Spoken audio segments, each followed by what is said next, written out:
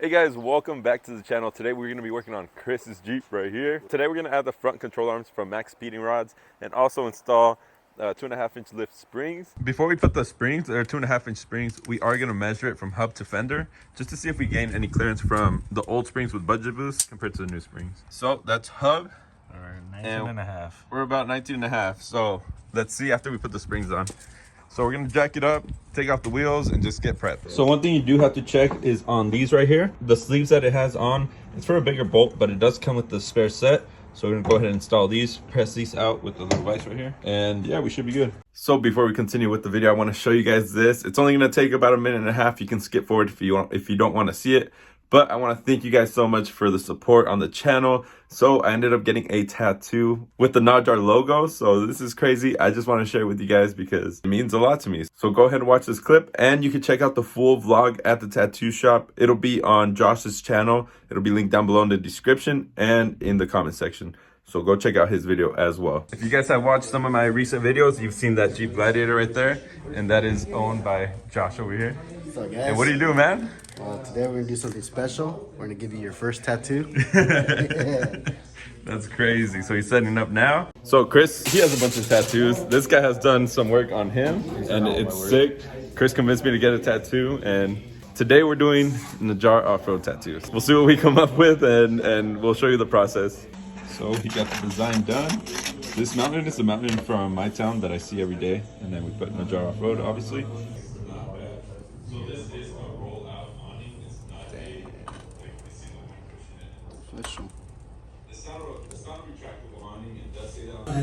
Alright, this is it. This is the first one. First needle touch. Ready? Go for it. That response just told me who was the person. I just want what he said. I feel like my legs moving. It is. Progress right here. So we got the Najar off-road done. Next is what, the mountains? Yeah, it's looking sick. Let's see the tattoo, Chris. Damn, that's bad, dude. He wasn't supposed to get one either. So this is where we're at right now. And they even bought me food. You guys need to come check them out. Get a tattoo here, man. Yeah. They got me pizza. So this is after a couple days. It's healed a bit. There's still some red spots and some scabbing and stuff like that. That's normal. But I think it's coming out really sick. We didn't end up doing the palm trees. We didn't think it fit the, the scenery. But what do you guys think? Now let's get back to the video. So another thing we noticed on these control arms is this side, it is open way too much. So you do have to, with the vise, clamp this down and squeeze them in a little bit, and then it should fit over here with the bolt. It'll go through all the way. And like I said, on this side, change out the sleeve. It comes in the package, so just got to change it out. Pretty easy to do. So next step is Harmonics. Let's go. You don't have to take off the springs like we did. We're upgrading them, just so you guys know. Now we're gonna take off this bolt here and the one up top. The one up top has like a metal stop, so you don't have to hold it from the inside, but the bottom here you do. And it is a T50 on the outside and a 15 mil on the inside. And the other one up there, it's a 13 deep socket. These you definitely want to do by hand because it is a torque spit, and those, they tend to strip. Don't say that. And these you definitely want to do one at a time. If you don't, the axle can literally flip forward. So if you have the springs on it, you definitely don't want that. Do one of these at a time. And don't mind that leaky shock right there. It's only temporary. It's temporary.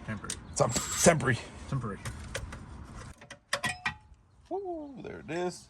Now take off the one on the inside. You do have to access the bolt through that little rubber piece right here. Take it off with the screwdriver, and then you can access that bolt. Bring the 13 mil too. Huh? Bring the 13 mil. What? The 13 mil. Huh? Make sure your boot goes inside. Make sure you lose the boot. And in there you can see the bolt. It's a little sketchy to get to. You definitely don't want to strip these. Take it easy. Loosen it up with the ratchet first before you do an impact. And definitely put some PB Blaster or WD-40 on the other side. Chris is gonna send it. Chris is gonna send it. Don't send it. I don't think it will. I think you have to break it first.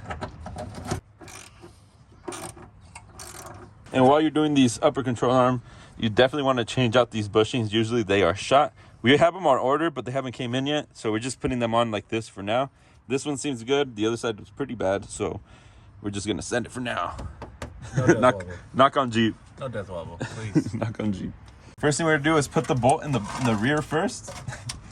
And then go from there. You tell me where to go, Chris. Keep going. Oh, in? Yeah, in. Do you see it? Yeah, I see it. Little taps, little taps. A little more, little more, little more, little more, little more, little more.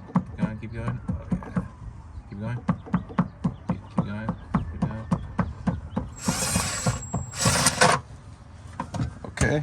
Let me put the nut on the back. Now we're gonna put the bolt in on the front. This one actually went in pretty simple. Schmoof. The other side we did struggle a little bit, but it wasn't bad. So we're gonna go ahead and tighten this one now. All right, guys, full send down the torque spit. I'll full send it on the back side, but not on the front. And these you don't want to tighten up all the way until you're on the floor, because the bushings, if you tighten it now, when you get on the floor, it's gonna push the axle up and twist the rubber inside. These are old bushings. We're gonna change them out, so it doesn't even matter right now. So now that that's good, we're gonna go ahead and put the springs back in, connect the shocks, the sway bars, and we should be solid. When I picked up my Iron Rock A-arm, I actually got these arms for free. So I think we're gonna put these on Chris's Jeep in the front. These are adjustable, they adjust right here. Bushings seem all right. There's some cracks on these, but we're gonna try them out. Chris is gonna full send it. We just need to order the spacers. That way they fit in the control arms.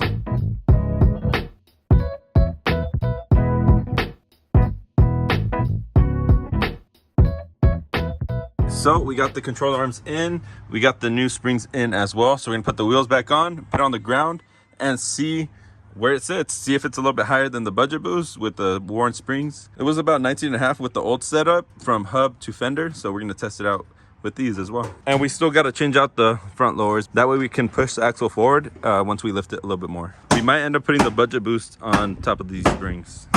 So we finished everything, we put the springs on, and now it's actually sitting more level than it was before with the budget boost. So we're gonna see if it actually lifted it more than before. Okay, straight right there. What are we at? 19 3/4. Let's see the other side. The ground isn't level because this side is higher. It's like 20 and an eighth versus the other side, it's a little bit shorter. So it definitely lifted it more than it was before, about 1/2 inch. Because it was about 19.5, right? Yeah. So it's definitely sitting a lot better. This is why I always recommend getting springs over budget boost. All right, so time to test it out, of course. So far it feels better. The springs are actually a little bit stiffer, so you get a better ride out of it. What do you say? Oh, yeah. Yeah. We're not hearing all those clunks we used to hear too, so it's better.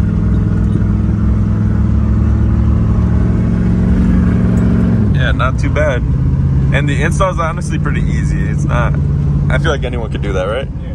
So that'll be it for today's video. We are gonna install the front lower control arms that we have, or try to see if they work. And then we also gotta replace that bushing, but that'll be for another video. They're easy to replace if you have the right tools. What do you have to say, Chris? Are you excited? Oh, I'm super excited. Oh, and we got a Trail Forge track bar that we're gonna put on the Jeep as well. It came off of my old one since I went over the axle. So we're gonna put it on Chris's Jeep. So stay tuned for that. Peace.